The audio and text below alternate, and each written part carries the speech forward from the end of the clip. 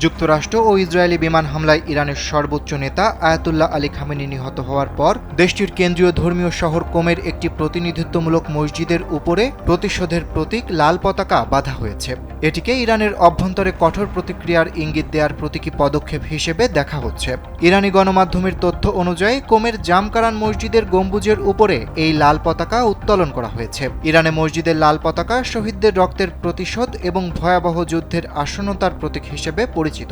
স্থানীয় সংবাদ মাধ্যমগুলো জানিয়েছে এটি দেশে এবং বিদেশে শত্রুদের বিরুদ্ধে কঠোর প্রতিশোধ এবং বিচারের জন্য দৃঢ় সংকল্পের একটি সতর্কতা হিসেবে কাজ করে। ইরানের রাষ্ট্র পরিচালিত প্রেস টিভি জানিয়েছে এই লাল পতাকা ইসলামী বিপ্লবের নেতার রক্তপাতের প্রতিশোধের প্রতীক। উত্তোলন অনুষ্ঠানে মসজিদের কর্মকর্তা এবং ধর্মগুরুরা খামেনির প্রতিকৃতি বহন করে অনুষ্ঠান পরিচালনা করেন।